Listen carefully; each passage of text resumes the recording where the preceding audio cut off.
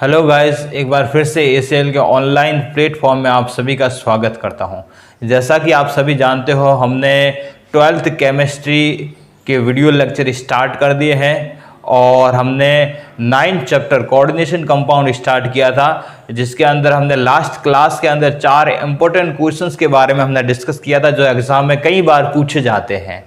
आज हम एक नए टॉपिक की ओर जाएंगे, वो भी बहुत ज़्यादा इम्पोर्टेंट है और एक बड़ा पार्ट इस यूनिट का रहता है, वो है संकुल यौगिकों के IUPAC नामकरण।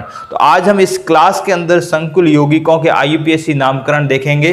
जो स्क्रीन के ऊपर आपको दिख रहा है वो उसके ऊपर डिस्कस करेंगे। एक बार सबसे पहले हम लोग IUPAC नामकरण सीखने से पहले हम उसके नियम पढ़ेंगे और आपको मैं 8 नियम बताऊंगा और 8 नियम अगर आपको ढंग से आपने अगर समझ लिए तो आप लोग आसानी से IUPAC नामकरण कर सकते हो। बहुत आसान सा टॉपिक है और इंटरेस्टेड टॉपिक है, आप थोड़ा सा समझने के और ध्यान देना है। ठीक है, स्टार्ट करते हैं।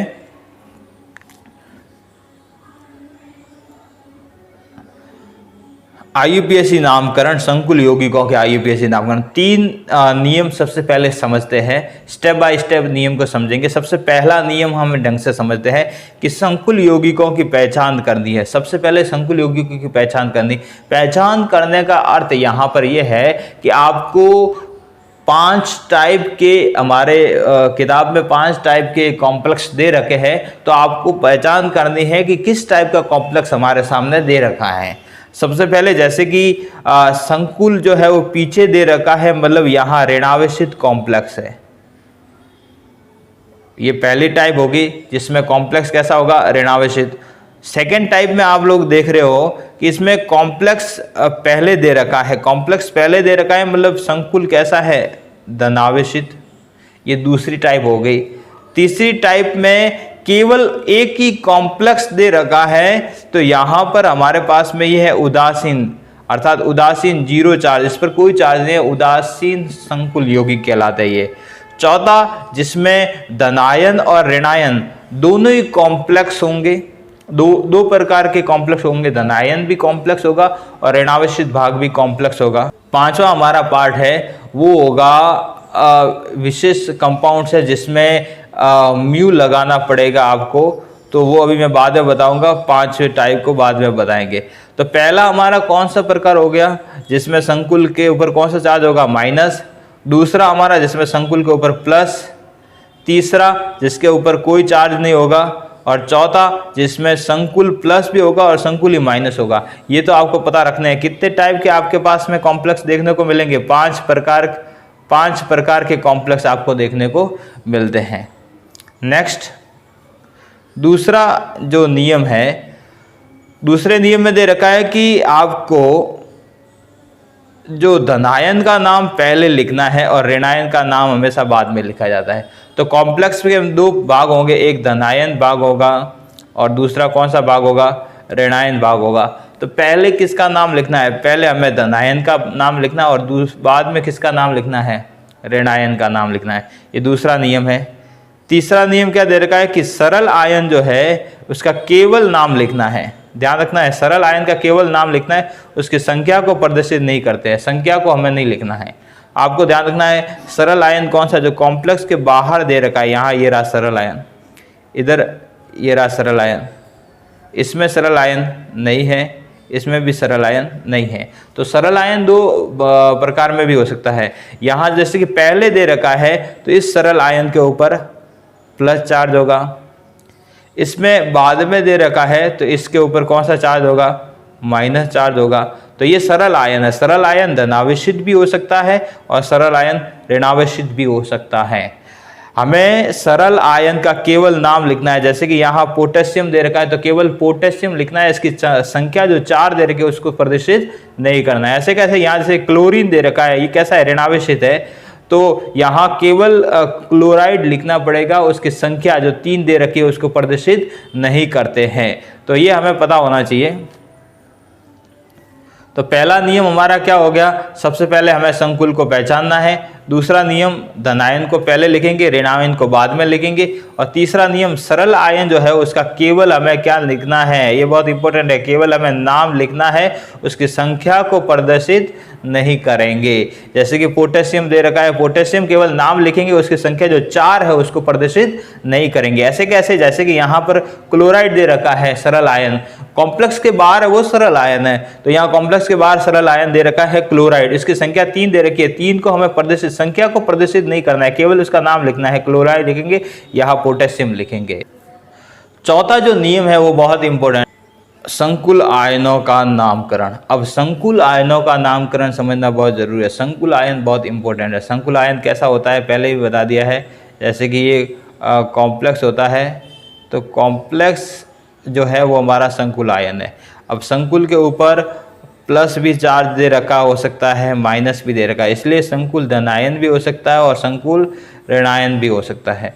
जब संकुल धनायन है तब उसके नाम में सबसे पहले फॉर्मूला याद रखना है, लिगेंड पहले लिखते हैं, लिगेंड के बाद में मेटल का नाम लिखते हैं और मेटल के बाद में ऑक्सीडेशन अंक लिखते हैं।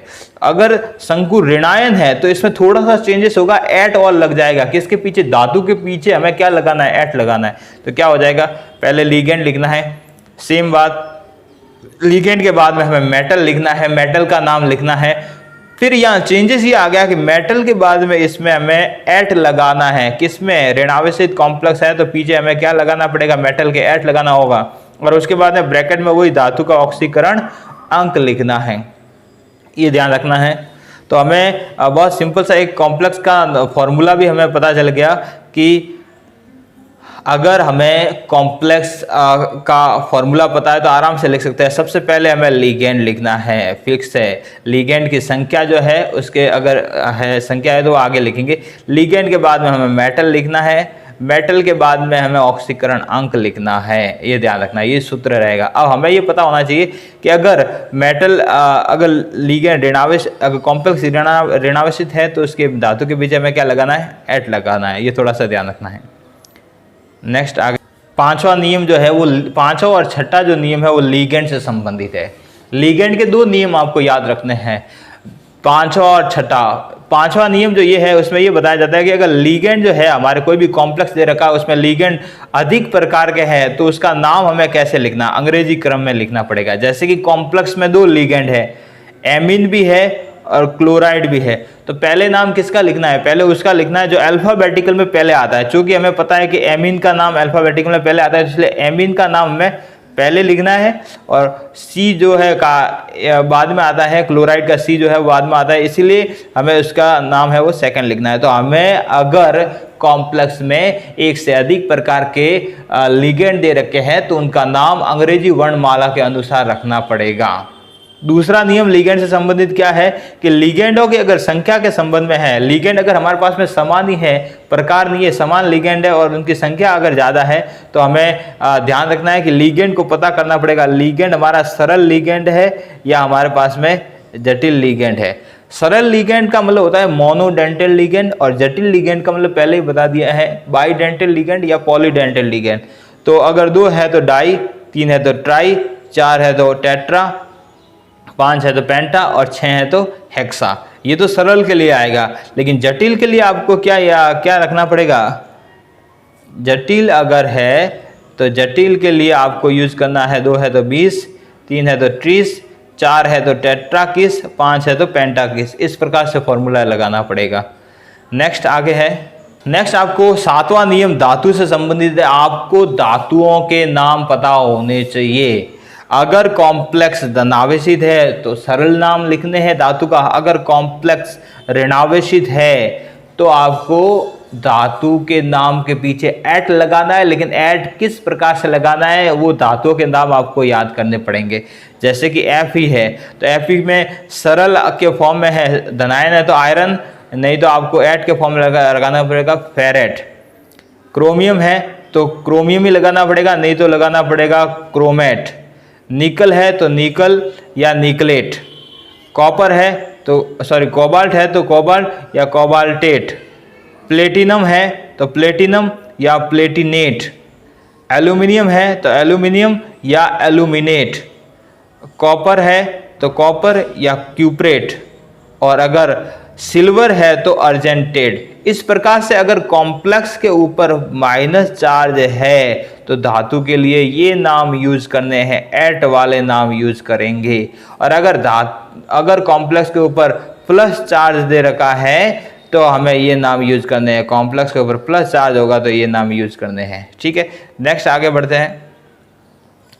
सबसे लास्ट हमारे पास में जो दे रखा है वो है आठवां नियम। आठवां नियम जो है जिसमें हमें म्यू लगाना है, ये ध्यान रखना है। इसमें क्या होता है कि दो धातुओं के मध्य लिगेंड ब्रिज बंध का निर्माण करता है। ये हमारे पास में ब्रिज बॉन्ड बनता है, लिगेंड जो है वो ब्रिज बॉन्ड का निर्माण करते हैं। ये आठवां नियम है। ये भी हमारे जो मैंने अभी बताया था कि 4 प्रकार मैंने पहले ही बता दिया था, ये 5वां हमारे पास में कॉम्प्लेक्स का प्रकार है। इसमें हमें म्यू का यूज करना पड़ेगा, इसमें ब्रिज बॉन्ड का फॉर्मेशन है। ये जो दो धातु है, एक ये धातु है, एक ये धातु, दोनों सेम धातु भी हो सकते हैं और समान भी हो सकते हैं और असमान भी हो सकते हैं। तो यहाँ दोनों समान धातु दे रखा है। ये आपके पास में एक ब्रिज बॉन्ड बन गया, एक ये ब्रिज बॉन्ड गया। अगर ब्रिज बॉन्ड बनता है तो उस लिगेंड का नाम, जो ब्रिज वाले हैं लिगेंड, उसका नाम हमें म्यू से लगाना पड़ता है। इस प्रकार से हमें ध्यान रखना है। यहाँ पे आप देखने को मिलेगा ये जो हमारे कॉम्प्लेक्स है वो पहले दे रखा है तो धनावेशित है, और ये सरल भाग हमारे बाद में दे रखा है तो सरल भाग हमारे पास में ऋणावेशित है। इस प्रकार से अगर आपने 8 नियम ढंग से पढ़ लिए और अगर समझ लिया तो आप आराम से कर सकते हो, और कोई भी डाउट आए तो मुझे वापस बता सकते हो। हम लोग नेक्स्ट में एग्जाम्पल के साथ में हम लोग पढ़ेंगे, इसलिए आप लोग इस नियम को बार बार देखें, बार बार समझने की कोशिश करें। 8 ही नियम है, 8 नियम को ढंग से अगर आपने सीख लिया तो आराम से काम बन जाएगा। हम नेक्स्ट क्लास में IUPAC नामकरण को करेंगे, 5 प्रकार के नामकरण को हम सीखेंगे, और साथ में आप लोगों को इस रूल को बहुत ढंग से समझना पड़ेगा। तो आज की क्लास में इतना ही, नेक्स्ट आगे बढ़ेंगे तब